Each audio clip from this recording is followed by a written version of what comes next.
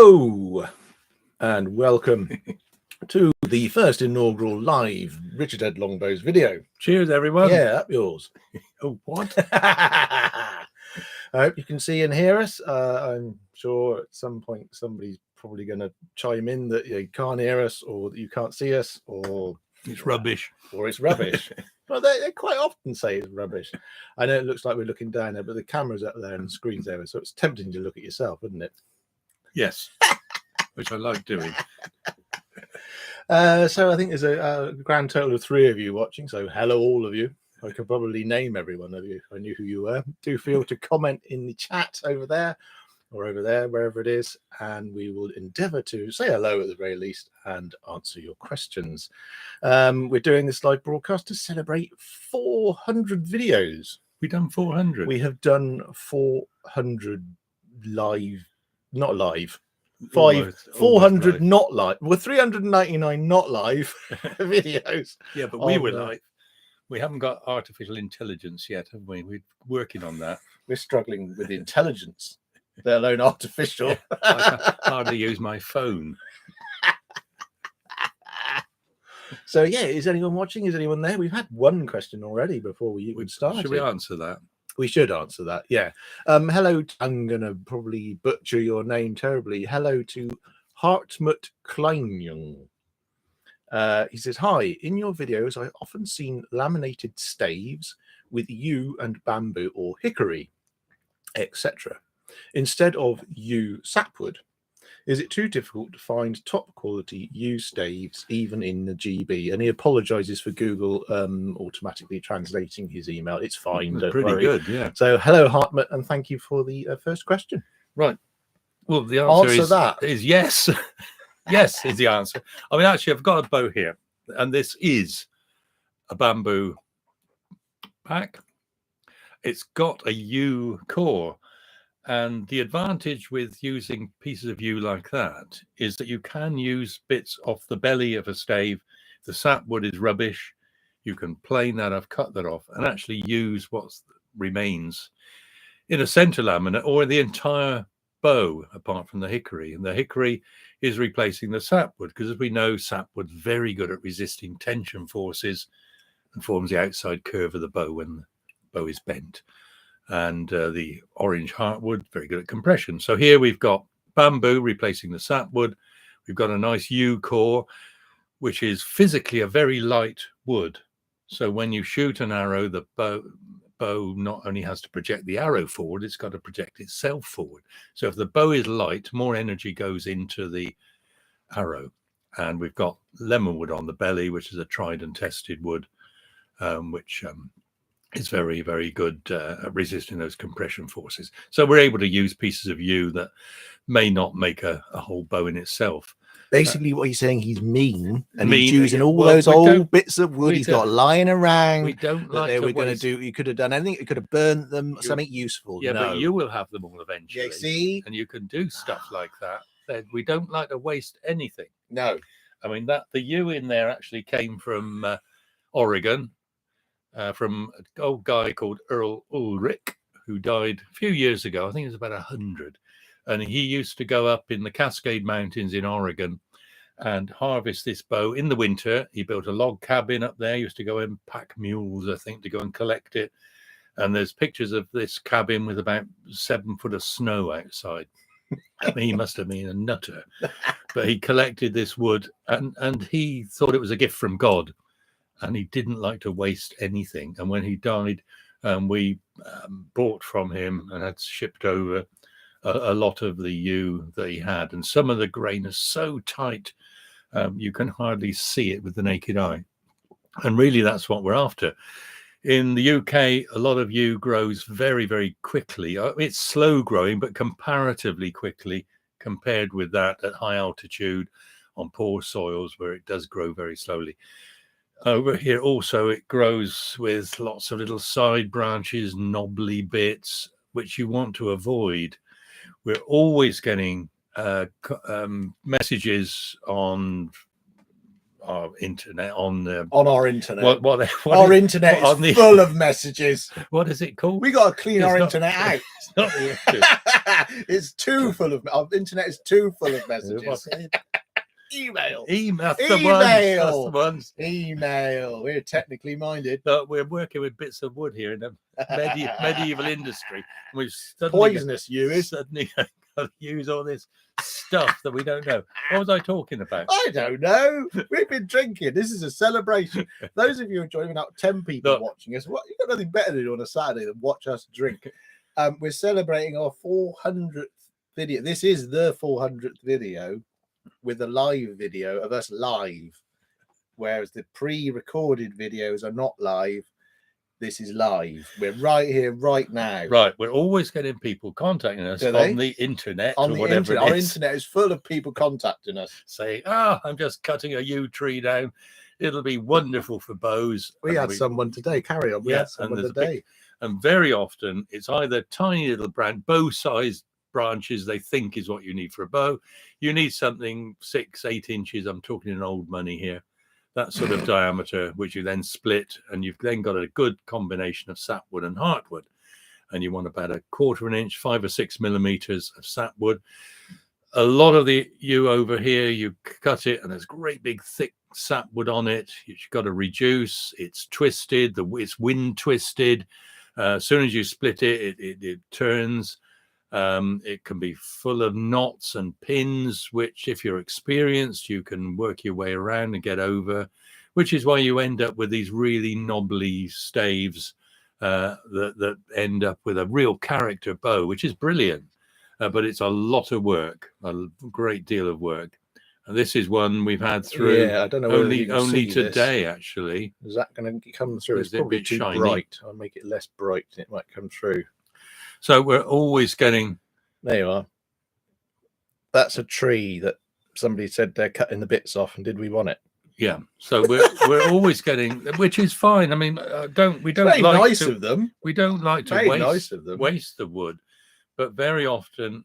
No, you don't. Definitely don't like to waste it. He's piecing bits together. Yeah, I know. Saving them all for me for when he's dead. I've got a great pile of them in the garden, all covered. Yeah, over. You'll be like, you'll go on to your 100.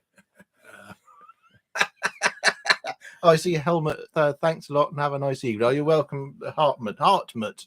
I'm probably saying your name wrong. You're worried about Google translating your art. I can't even read your name. Hi guys, love your videos. Hope you enjoyed making 399. Congratulations. Right, thank great. You very much. We're string tangled here. There we go. No, it's worse than one of those science videos with the quantum entanglement. The hole will open up in a minute to another dimension. You'll find all those tools that we've lost over the years. I know. Jake Bullets asked, is sycamore any good to you? To us, I suppose he means. Is sycamore any good? Is sycamore any good to us? No. No, there's your answer, Sorry. Jake Bullet. I think people are making bows out of all sorts of stuff. I mean, if you want to make a bow, that every piece of wood has to be seasoned. That's the trouble. And you, like the one we've just been offered, say it was good, and it was really good stuff. It was good. We'd have to put it away a minimum of a couple of years, but ideally 4 or 5 years. Or you'd be dead by then, Dad. Before it was any good. What? You know something I don't. So you'd have to split it. You need to split it first. Otherwise, you'll get a sap rot in it. You get a dark line between the sapwood and the heartwood, which is like a fungal infection. So you need to split it first so you don't get that, and it dries out evenly, not from the outside. If it dries quickly from the outside, the sapwood will crack, and that will be useless. You've then got to plane it off. This is very technical for a Saturday evening. I do apologise there. Anyone who thought they'd come along for a celebration and interesting video about the 400 videos that we've made teaching you lot out there how to make bows dancing and girls will be on in a minute. Yeah, there will be nudity. Those 9 of you who are currently watching. YouTube will cut us off if we start saying things like that. They listen out. I'm sure they listen out for that sort of thing. I don't think YouTube would be remotely interested in Don't us. they? I thought they sort of cut whatever it was. They could just Oh, I thought they censored things. Hello from Calgary, Canada. Why are you talking so much rubbish? No, it doesn't say that. Brad K. Hello from Calgary, Canada. Pacific U, my next challenge. Love your videos. Thank you, Brad K. For loving our videos. That's the best place to get really good quality U from. Oh, I'm running a bit low on drink. I don't know about you. The drinks lady has just turned up. Hello, drinks lady. Thank you very much. Congratulations, guys. Thank you. That's very kind. It's very good service here, isn't it? The Bowyer's Rest Home. Go steady, Richard. Why? Thank you very much. Have fun. Yeah, no, actually, you in Canada, very good U. We've had quite a bit of U from there. Excellent quality U. Yes. Very good. Yes, Brad, you're lucky where you live. You tripping over it. It's probably the streets are lined with it. Like London is paved with gold. Calgary is lined with decent bow making U. Whereas over here, we've got somebody cutting a hedge in their back garden and wonders whether it's of any use to us. Yeah. But the sycamore, if someone wants to try making a bow from it, then fine. Nothing to lose. Yeah. Whatever wood you've got. Give it a go, Jake. Yeah. No trouble at all. There you go. Make sure you do season it for a little bit. Otherwise, it's just going to bend and probably stay permanently bent. Yeah. So you need to season it for a little while. Yeah. There's no harm trying any not wood, at all. Really. Not at all. In all seriousness. Any other questions? Please do. Those of you who are just joining us, we are celebrating our 400th video. I should look up there into the cameras up there. That's where you are. There you are. Our 400th. This is our 400th video. We've made 399 instructional and some silly videos about making longbows and arrows. Longbows like these. This is a self-view bow that I'm holding onto. I'm holding onto it because I'm drunk. No, you're not. I am. I've got an armrest this side. Look. But there isn't one this side. Look, YouTube will cut you off. I know they're watching these sorts of things. Do they? Yeah, they do. No. They do. They won't. They'll say, look, there's a couple of respectable gentlemen who know what they're talking about with their CD collection. Not pointing at Dad saying that he's CD collection. They won't like see anything a bit seedy. They'll get rid of that. Come on. They're censoring everything. And look at these. Who could resist these curtains? From the 1960s? No, they're from the 70s. Oh, are they? No, right. Yeah, 70s. There's more stuff coming through. Look. There's more. Look. No bow questions. Enjoy the celebration. Really appreciate the relationship the two of you have. It's all for show. And how you work together. YouTube isn't watching. Don't worry. Thank you, Tom. Well done. Tom. Well, we'll take when we're in court, Tom. We should be quoting that. That's there forever. That comment. Brilliant. Yeah, the celebration will involve some nudity at some point in this video, but not from us. No, we promise. Don't worry. It might be the person that brought in the booze a minute ago. If you're watching. Again, if you are joining us, we're up to 15 viewers. It's very exciting. We're not here at all. We're artificial intelligence, aren't we? No, we're not intelligent. Oh, Michael Taylor says, hail to England from, I assume that says Florida, USA. So there's a heart. What is the heart that's in the corner of the thing there? It's sort of in the way, covering everything. No, that's all right. No, we like that. Yeah. Oh. Big Brother is watching you both, says Stephen. That. I told you. That's Mr. YouTube, that is. Mr. YouTube is telling us off.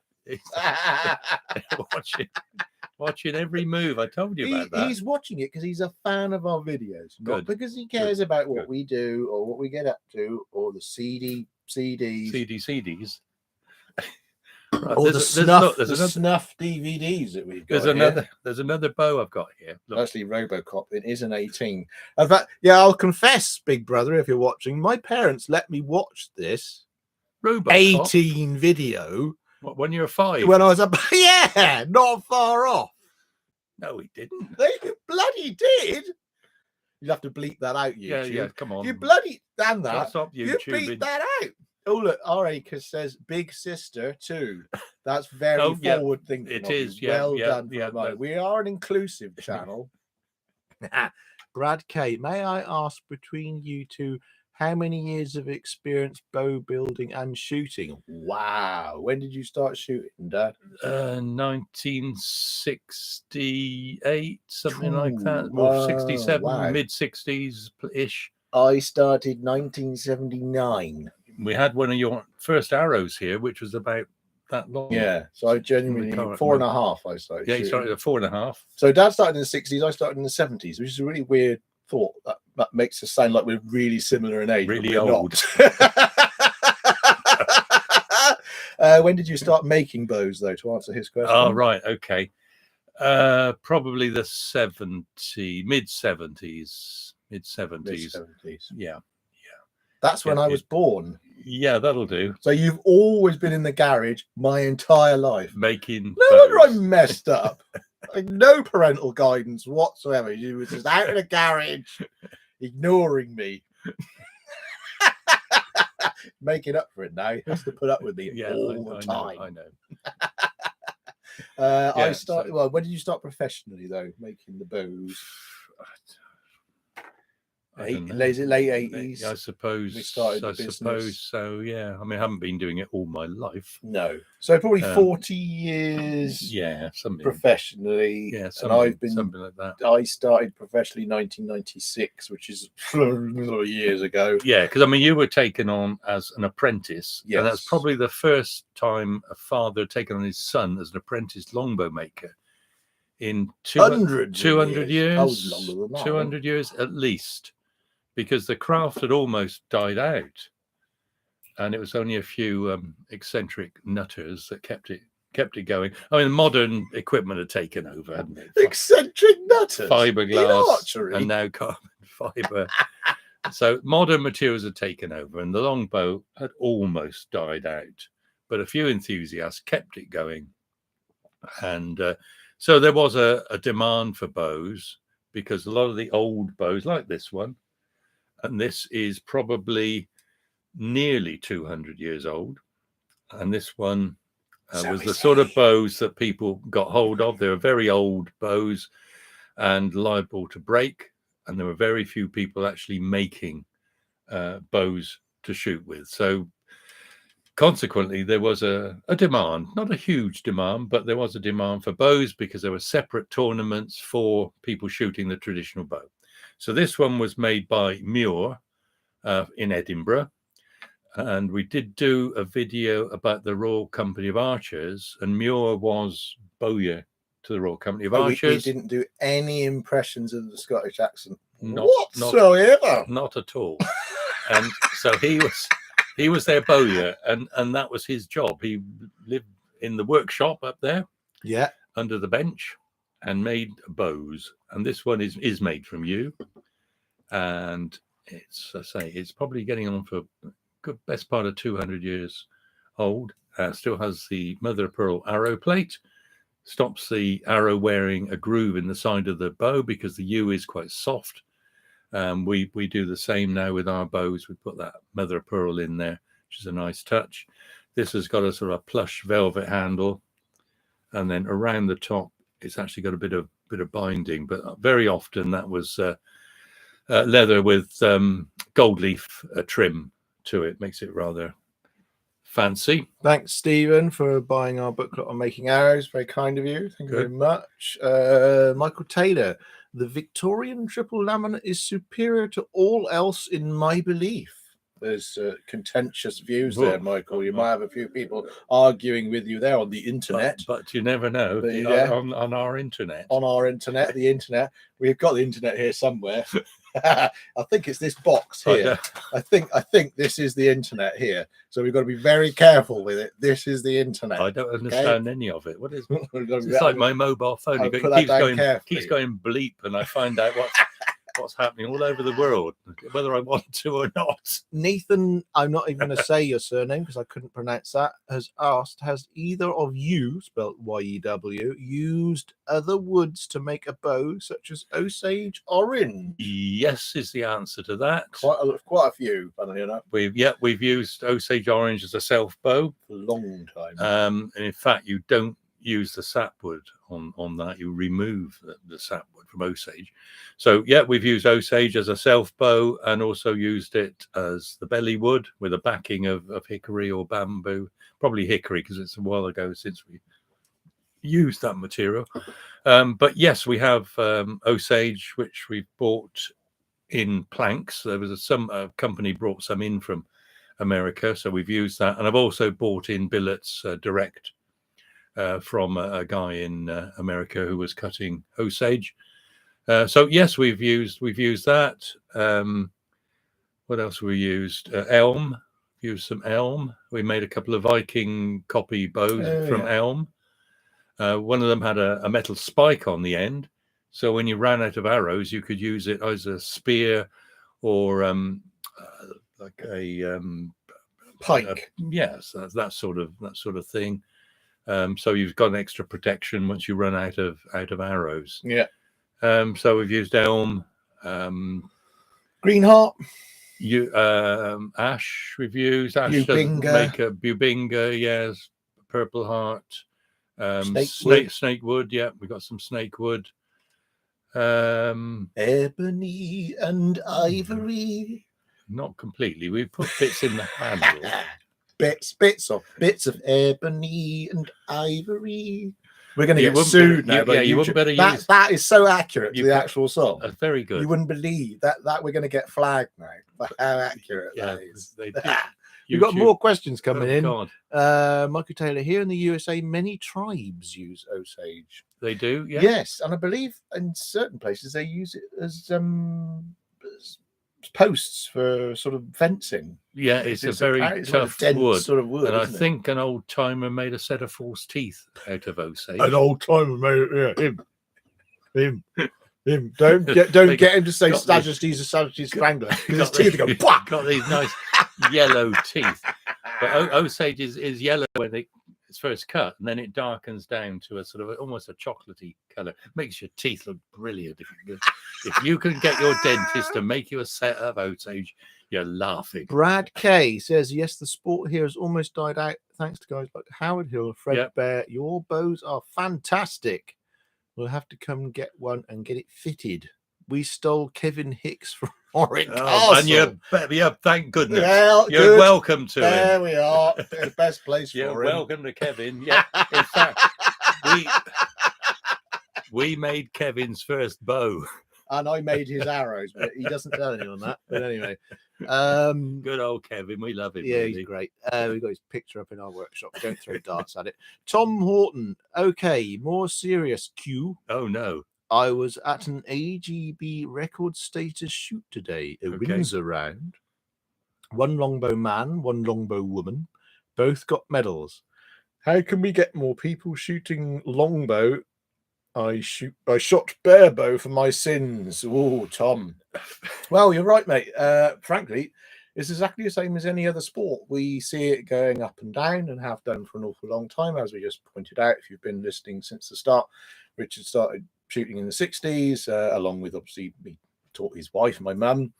And then they taught me starting in the 70s and shot an awful lot in the 80s when I was a young lad. I mean, with field shooting particularly, the whole family can be involved. In fact, we taught an arrow making course today, just earlier on this morning here in my local town. And we had a chairman from one of the local clubs and a member from another club in the same area. And they were explaining how their families all shoot. In fact, one of the chaps, I think his wife shoots a different discipline to him, and the two children shoot a different discipline to them as well. So the whole family is involved. Archery is one of those sports where everyone can get involved. An entire family can go to the same shoot, regardless of what they're shooting, what discipline they're shooting, and can get involved. I think it really is, it's grassroots, like same as any other sport.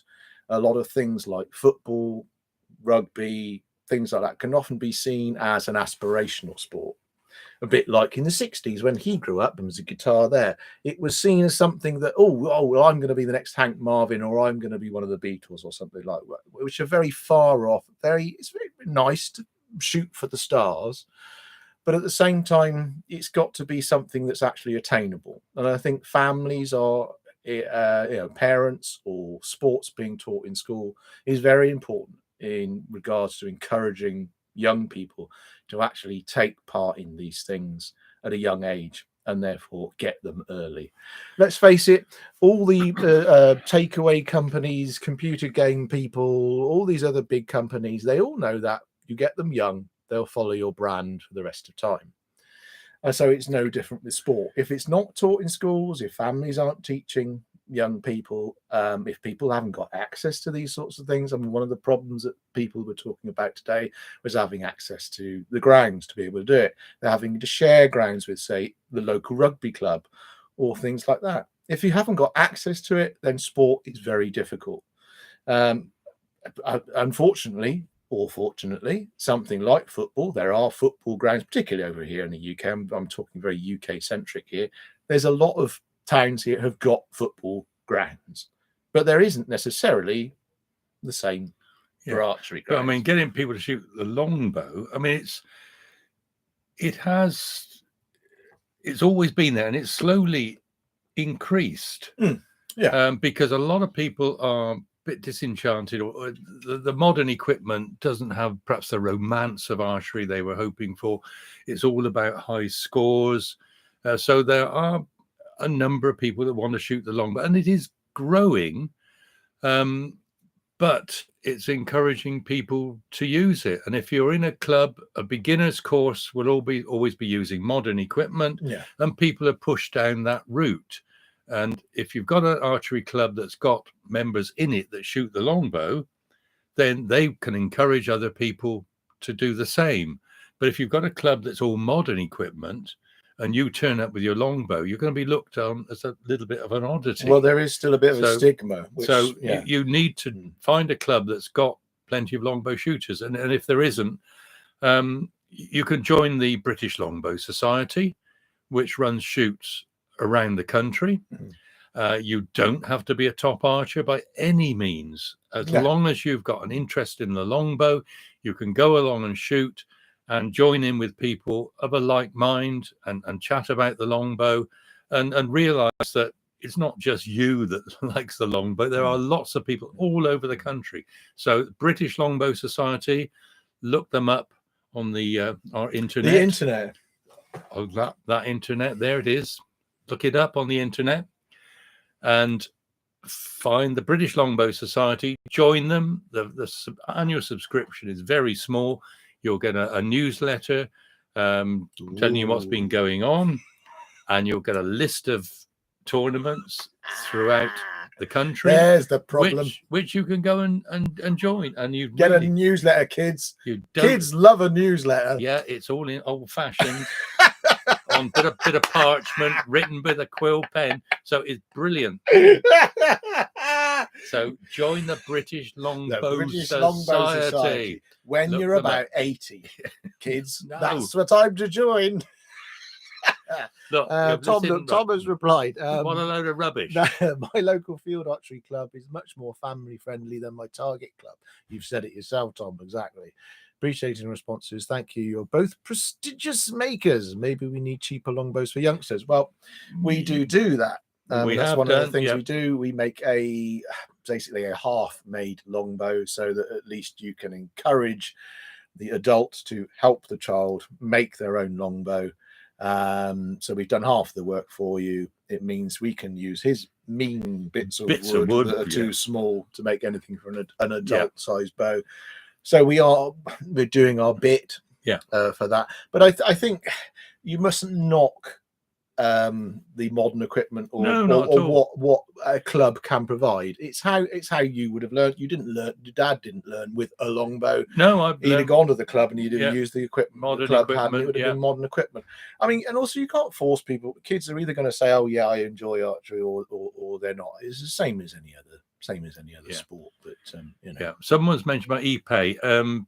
It's a wood that a lot of people are using, but I must admit we've not used it. But it's obviously a very successful wood to use. You've got to make sure when you're tillering it that the bend is very even because it's likely to cristle. So you've got to watch that. But yeah, and the other one was that Balata. Balata Rough. I must admit, I've never ever heard of that. Not heard of that. I will Google that and let you know what it says. Is that on our internet? I'll use this internet over here, the internet box, not my phone. Yeah, this is my phone. Keep going bleep and tells me what's going on in the world. Well, we are 17 watchers. Some of them might be new. Tell them why we're here. Goodness, no, I've forgotten why we're here. Why are we here? Because it's our 400th YouTube video. It is. And I've no idea what's in the other 399. Do you remember our first video? What video? on earth did we do? It was rubbish, wasn't it? Our first one. Balata. Ooh. What is Balata. There's quite a few different things called Balata, and some of them I can't show you. We'll have Mr. YouTube on to us. Yeah, we will. I'll look that up. Hang later. on, there's more stuff coming through. More questions. Crikey. Modern kit can be pricey too. I know well, and can break just like a longbow. That's true. Yeah, exactly. Mark Thomas, enjoy watching your video so much. Quite calming. Wow. Thank you. Good. Thank you, Mark. Wow. I'm making an attempt at some medieval arrows. I've been inspired by your videos. My question, cock feather. Oh, that's got us banned. In relation to knock, confused by this. Well, for a start, Mark, are you an archer? If you're an archer, you'll know that the cock fletch goes off to one side at right angles when you're shooting, and the shaft fletches will be next to the bow, so to speak. So the cock fletch has to come at right angles to the bow, so it doesn't hit the bow as it goes past. I'm not sure how else you want. What else do you want to know about that? Into relation to how the knock is placed on the shaft, is that what you mean? So if you imagine that you've got the string here, if you hold the bow, so the string's there, so the knock would be like this. Hold it that way round, so the knock could go that way round. So the cock fletch would be sticking out.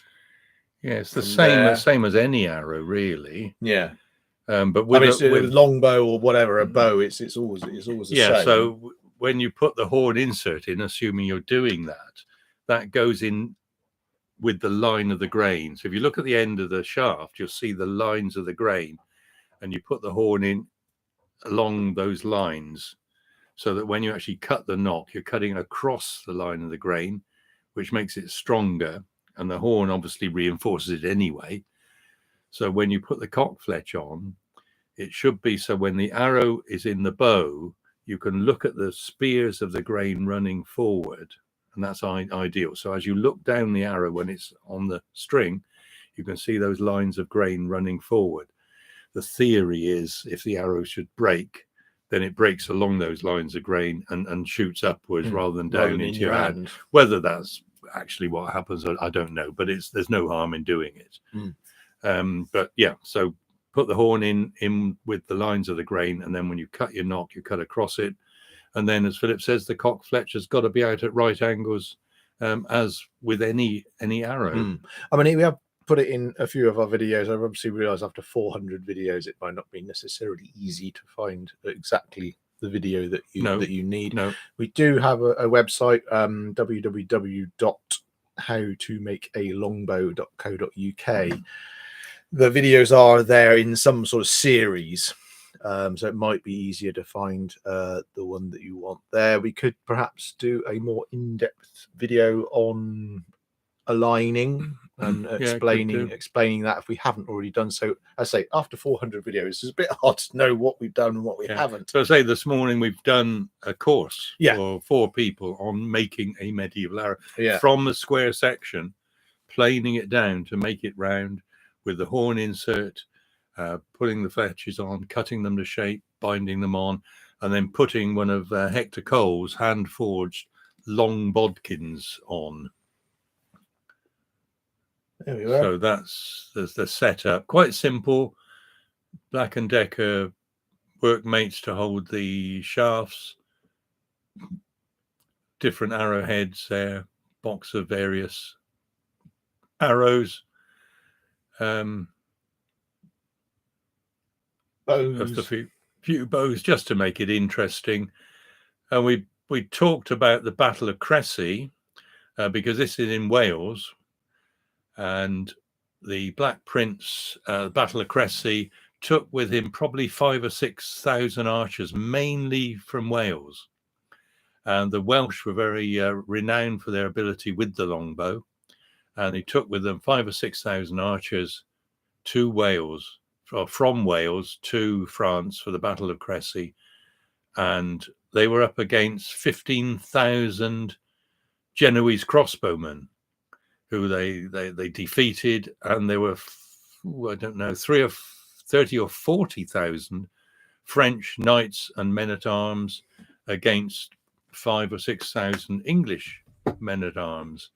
And because of the performance of the longbow, they defeated the French, and it was down to the Welsh archers who actually did that. So this course we did was in Wales, and we mentioned about the Battle of Crecy because that was all part of the interest in Welsh and Welsh archery. Well, we got 16 people watching us. That's good. That's amazing. Considering we're about to tick over to, in fact, if someone can let us know, because I can't see it on here. It's the first time we've done a live thing. Apparently, we're about to tick over to 19,000 subscribers. So that what is that proportion of? But 16 people out of 19,000 subscribers are watching us.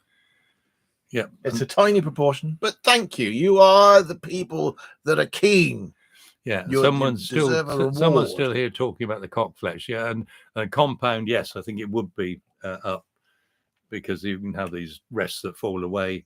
But certainly with the longbow, the cockfletch must be out at right angles away from the bow, so the shaft fletches are flatter against the side of the bow. So don't get confused with compound bows, which are totally different, and they've got all different ways of doing things. So look at traditional stuff. Don't get confused with the modern gear. No, otherwise you're in trouble.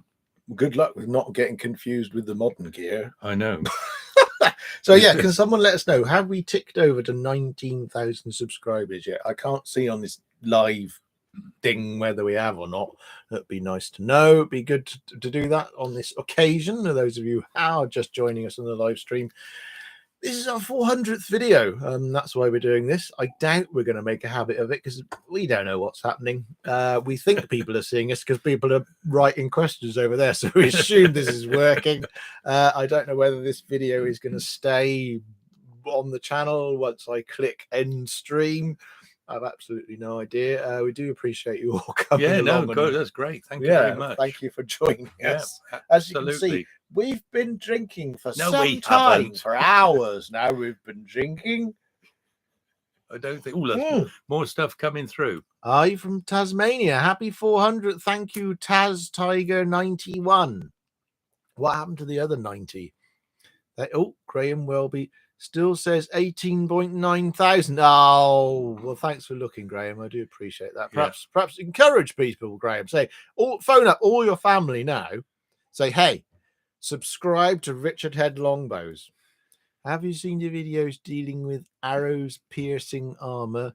Some of the recent stuff from Todd are pretty interesting. Yes. The thing is that Mark Stretton's the guy for doing it. Yeah, we're not going to sort of get into that, but this is nothing. It's nothing new.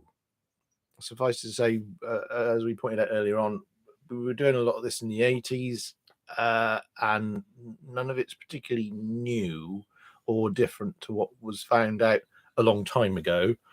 But yes, we have seen that, and I'm glad that new people are coming along and doing these things. They might come to different conclusions or have different opinions, and that's fine.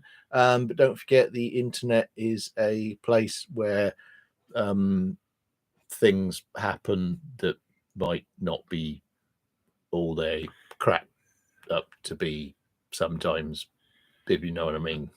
Yeah, but so, Mark Stretton, who is part of our guild of bowyers and fletchers, he's done a lot of research on this. Yeah.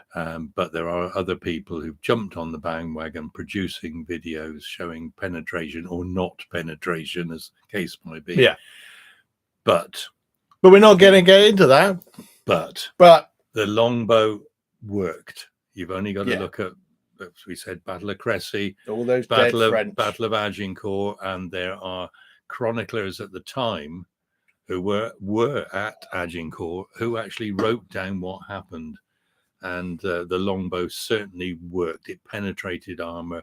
Otherwise, the English armies wouldn't have prevailed at these events. So we know it works. But it's interesting that people are actually producing videos and demonstrating the penetration power or not, as the case may be, of various arrow types, which is all very, very interesting. And thank goodness they are doing it. Hugh Swansea says, cheers from Nacogdoches, Texas. No, he's making that up. He's not making that. I'm sure there's a place called Nacogdoches in Texas. I sure enjoy your videos. Thank you, Hugh Swansea from Nacogdoches. Hugh, tell me, am I saying Nacogdoches anywhere near how that's... But are you anywhere near the Alamo? Perhaps you are. Tom Horton. Not new, but great to see sustained interest, bringing new people in, making nice and accessible videos, etc., etc. Not everyone wants to be or is able to read through the research. Well, yeah, exactly. Yeah, all good. Yeah, more people making videos are better. We don't care who does what, really. Even Kevin Hicks. Even our mate Kevin. We made his first bow. Did you know that? We did, mate. Yes. Prior to that, he was doing First World War stuff. We didn't make that. He didn't know anything about archery, but now he's the world's expert. You're drunk. Does he watch? Perhaps he's watching. You're drunk. Stop it. Is he watching? He might be. Kevin. When you say, we're only joking. Seriously, you're a good guy. Look at these curtains. Aren't they nice? Hello from the other side of the pond. Thank you, Hunt 1969. I assume that's perhaps when you were born. Hunt, hello from the other side of the pond in New Jersey. We've been to New Jersey. Yeah, we did a course. We did. We taught in the Stevens Technical College, not far away from the Hoboken. We were Hoboken. Yeah, not far away from the statue of what's the Rat Pack bloke who's from New Jersey. Someone will tell us. Yeah, let us know. Congratulations on your 400th video. What do you think about using Douglas fir for arrow shafts? What do we think about using Douglas fir? People use Douglas fir. It depends where the Douglas mines. As long as it's straight grained, fine. Yeah. No, Eastern Texas and close on Oh, we better look it up on the internet. Come on, you're making this up. Nacogdoches. We'll look it up, see where it is. Google will tell me. Really nice to like to know how to say Nacog.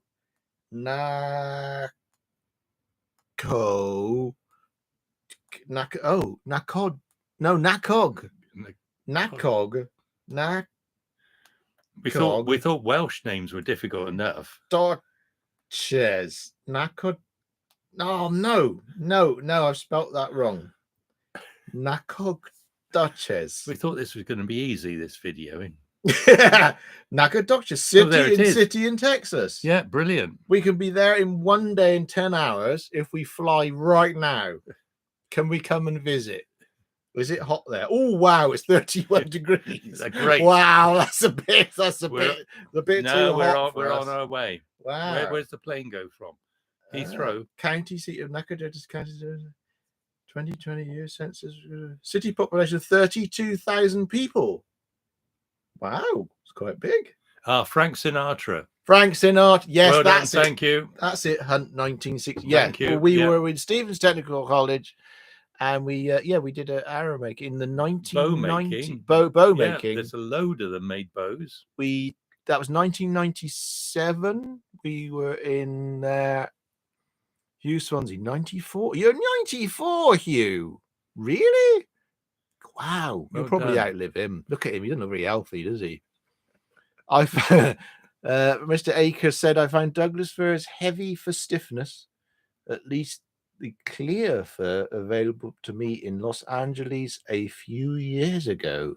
Do you live in Los Angeles? You'll be near my cousin if you do live in Los Angeles. In fact, my cousin should be watching, really, because none of my family, apart from perhaps my mum, is embarrassing.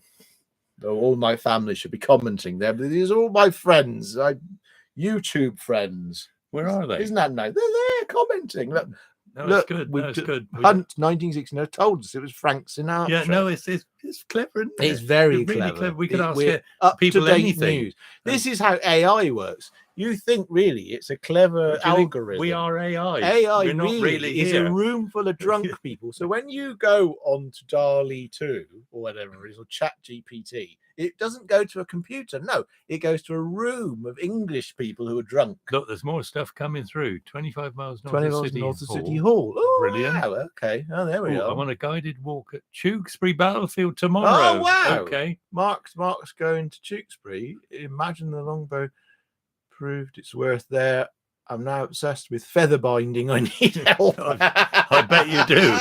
There's probably a help society. Well, enjoy the battlefield tour at Tewkesbury. If you good. haven't, Mark, and I suspect you possibly have, been to the Battle of Tewkesbury reenactment, which happens in July. Yeah, July. Usually around sort of 12th, 13th, 14th, somewhere around then. Anyone who's watching who's never been to a reenactment, the Tewkesbury one is always worth going to. Masses of archers on each side, Yeah. everyone in armour, real spectacle. Big beer tent. Yeah. I don't care about the archers. There's a big beer tent. Skull Crusher was Skull the best Crusher, beer. that's A few the pints one. of Skull Crusher, Yeah. and There's a lot of spoonerisms by the end of it. I'll have a pint of Skull Crusher, please. And it's often served by ladies who are in attire. are we allowed to say that? I'm just going like that because my arms are tired. A lot of ladies serve the beer in the beer tent. Skull Crusher. Just- if you ever just get a chance to have some exercising my Skull arms. Crusher, it's good. Yeah. We've never been the same again after. Can you tell? Any other questions coming in? No. Oh, well. Thanks for the instructions over the years. Love it. Thank you, Good. Sam. Thanks, Yeah, Sam. no problem. Brilliant. Yeah, no problem. Yeah, 400 videos. Anyone who is just joining us now, we've got 14 people watching us. Wow. We peaked at 19. In fact, most of us peaked at 19. Are we going to get to 100, do you think? I don't think so. No, I don't think 100 people want to watch us being drunk. Graham Welby says, with the Pan-Galactic Gargle Blaster as a chaser. Yes. Well, that's good. Where did you get that? The ingredients of a Pan-Galactic Gargle Blaster. Well, the effects of a Pan-Galactic Gargle Blaster. Same as Skull Crusher. It's like having your brains smashed out by a slice of lemon wrapped round a large gold brick. I think. Is that right, Graham? I got a funny feeling that yeah, it's just there, Dag. You get the Hitchhiker's Guide to the Galaxy. That's just there. $29.99. $29.99 must be good. If you'd like to buy the Hitchhiker's Guide to the Galaxy, yeah, just pull it out. It's a big box. A big box. Don't worry about all those other CDs. Not those CDs. Hey, if you're really lucky, we might get Richard to play a live rendition on the guitar, but it is out of tune. There we are. Well done. Look, I have got still brand new in the box, bought from the works for $29.99, still in the cellophane, complete. The Hitchhiker's Guide to the Galaxy. Oh, it looks backwards on here. Is it the right way around for you lot? Here, Scrutch, Lexicag,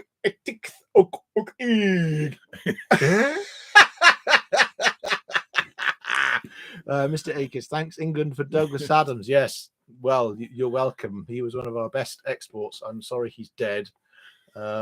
He's still in a field in Innsbruck, looking up at the sky, coming up with the Hitchhiker's Guide to the Galaxy. So yes, well done on the Pan-Galactic Gargle Blaster reference.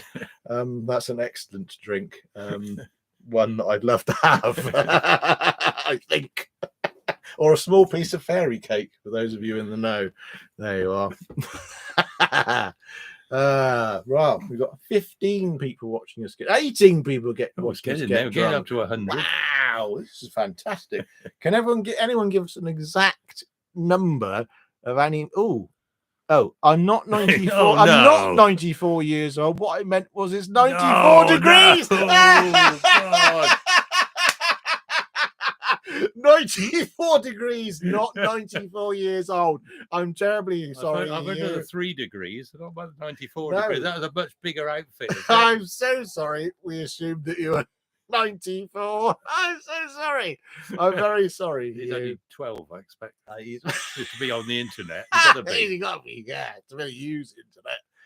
Carmine Coppola. Are these real names? That's a wonderful name. Carmine Coppola. Yeah, we love that. Quality over quantity of viewers. You're right. Yeah, You're exactly, all lovely. exactly. Our minimal numbers of viewers are lovely. Thanks so much for the videos on bow and arrow making. It sealed my addiction. Great. Wow. Well, I'm sorry to have enforced an addiction upon you. They are a terrible thing.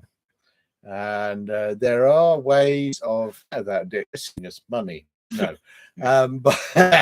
But no, don't send us money. There's no such thing as money anymore, is there? No. They've done away with it. No. Closed all the banks over Keep here cash anyway. alive. But apart from here, where you have to send us money by our using our PayPal donation button, which is somewhere. See, that's how much I care. Well, we got real archers don't use training contentious. wheels. Oh, no, well, dear. no, we won't have any of that. No, we don't. No, we don't need fights. No, I used to use a compound. We did with these little arrows. Yeah. No, that was in the 80s. In fact, oh, here we are. Look, I actually have a 3rd place medal at the national championships. That's look, I came 3rd. It's as big as my forehead. I came 3rd at the national championships in the 80s using the compound. That's the medal. I was at national level. Can you believe? I was one step away from being Olympian. Imagine me. I wouldn't get past the doping trial, would I? I just wouldn't get past it. As bad as that. Oh, it's a real question coming up. That makes real question. How old are you though? Are you 90? Are you 94? While you are still soberish, you're lucky I can say that word. I'm not that soberish. I need to build a very light adult size bow due to shoulder issues. Tell us about it. Thoughts, length, material, arrows. Well, for a start, to get healed, shoulder issues. Shoulders are one of the worst ones time-wise for healing. Shoulders take an awful long time. You might think it's knees, you might think it's ankles because you're using your legs and you're on your legs all the time, but actually shoulders are one of the worst ones. The reason I know that because I used to be, for my sins, an acrobat, and I used to work in the circus, and shoulders can take an awful long time to repair. And Richard actually used to be a weightlifter and used to run gyms and things. Yeah. And shoulders are a really difficult one to get around. So in all honesty, make sure you're better before you think about it. But of course, yes, exercise. I'm assuming that you've gone through the whole thing. You've gone to your doctor, you've talked to your physio, whatever. You necessarily make a bow. Start with exercise first, light weights or anything to get you back and the body moving. But again, I've no idea what your regime has been and how far you've gone in repairing the injury that you've got. Perhaps even borrow a bow before you even start initially making one. But you can make a lightweight bow. I mean, it depends what you're doing. If you're doing target shooting, hoping to shoot 100 yards, then you're going to struggle if you're using a 30-odd pound bow. But field shooting, if you're field shooting in the woods, I mean, I dropped down because COVID hadn't really shot for a couple of years. So I dropped down to a 35-pound bow. It's quite adequate for most shots. And if you're shooting at 60-yard target shooting, a 30-odd pound bow is fine.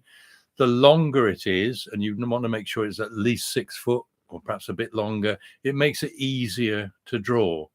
So just make something that's very light, and then you can work up from that. Yeah, make a very lightweight bow, even if it's only 20 pounds. You can then get your muscles going and then perhaps slightly build up, but don't overdo it. And we've made bows for people who've come back, oh, I've injured my shoulder, and you don't want a heavy bow. Just get something that you're in control of. Yeah. In fact, you get better performance out of a bow that you're in control of than a heavy bow that you're struggling to draw back and not loosing it properly. Yeah. So don't be afraid to make something very, very light, just so you're not aggravating any shoulder injury. I mean, you're saying their thoughts on length and materials. It really doesn't matter. Length, obviously, the longer it is, the easier it's going to be to draw. The materials is what you can get hold of. That really doesn't really matter. I mean, if you've got some ash, it's quite easy to get hold of. Yeah. You can make it out of just ash, a self ash bow. If you can find, go to a timber yard, or even tree surgeons are always cutting down ash trees. You can find some ash. It will cost you next to nothing. And you can make several bows of different weights. A very light one, make sure it's at least 6 foot long. You don't say what your draw length is. No. If you're drawing 28 inches, make sure it's at least 6 foot. If you're drawing longer than that, make it longer. But use some ash. Just it will cost you next to nothing. You can even make it self-nocked. You don't need to put horn nocks on, just until you can get your muscles going and get over your shoulder problems. And you mentioned arrows there as well. Again, it doesn't really matter. I think if you're talking about building up to being able to shoot, you can just draw the bow up. You don't even need to shoot. It's just getting that form back again, getting the back used to shooting again, and mentally, I think really getting confident again. I mean, I used to be an acrobat and worked in the circus. I had various different injuries. A lot of it's up here, is being confident again. Okay, my body's healed. Right, I can start doing things again. As long as you take it carefully. But good luck with it. Just anyway, got Hugh Swansea. Did English archers really tell the other armies that they were fighting against to pluck you? Pluck you? The answer is no. No. I mean, the old story is that the English archers waved 2 fingers at the French. Really, it was one. Just to show they had those 2 fingers ready to draw the bow, because the French had apparently threatened to cut off the fingers of the English archers. So that's something that probably may have been true. We don't really know. No one. We're not sure. No one was there. But pluck you, definitely not. No, that's something modern, made up. That's rubbish. Basically to sell T-shirts, and you know who you are. You've got one, I expect. No, that is not. That is a load of rubbish. We can discount that. Shoot a bow you can draw and shoot for 2 days straight. Too heavy and your shoulders will hurt. Wish you good health. Well, yeah, quite true. Yeah, I think if it's the same as any sport, like we were talking about earlier on, if you're playing half an hour of football and you have to lie down, you're probably doing too much football. Well, what we got here from Mr. Akers again? I was drawing 30 and a half at 50. 30 and a half. Now 35. 30 and a half. Do you really draw 30 and a half? Where are you drawing back to? You're drawing back behind the ear. Most people we get around the workshop think they draw a long arrow, and when we actually measure them up, someone, oh no, I draw 30 inches. You measure them up, you find they were drawing 27. People don't know. 30 and a half at 50, you don't need that. No. Drop it down, right down. If you're going to make a bow, say ash, or even buy great access to ash, great. Make an ash bow, halve the weight. Make it £25 at 30 and just shoot it and enjoy shooting it. You don't need to struggle with £50. Your health is everything. If you continue to exacerbate and irritate an injury, it will never heal. No, you could actually, if you're right-handed, try shooting left-handed. Yeah. People have done it. And have really been very successful at it. Yeah. So it takes a while to do it, but you can do it. But yeah, make a very light bow. Go down half the draw weight you've got at the moment with some ash. If you've got access to it, then fine. And see how you go. There's plenty of cheap beginners bows that you could buy that are that sort of weight. And in fact, you'll find one second hand quite easily, I'd have thought. Yeah, or even a cheap fiberglass bow. Yeah, just say whether you can bows. See how you are with that. If you can make one, great, then fine. Yeah. Well, we peaked at about 20 people watching. That's very kind of you. Thank you very much, everybody. We've been on for nearly an hour. We have nearly done an hour. I think that's probably enough listening to us drunk. We haven't eaten yet. We probably ought to go and eat. Otherwise, we'll end up in some sort of fight. I think great advice. Thanks. No, you're welcome, Mr. Akers. Yeah, no problem. I hope. Okay. Best of luck. And I hope all the videos have helped over the Yeah, years. As I say, this has been a celebration of our 400th video that we have made. It's been quite a journey. I think we started 2006, 2007, something like that with the channel. We got nearly up to 19,000 subscribers, and YouTube, in their wisdom, of course, has made the long format videos anymore, which is a bit of a shame. So if you want to support us, a video that you possibly can, and where you do fall over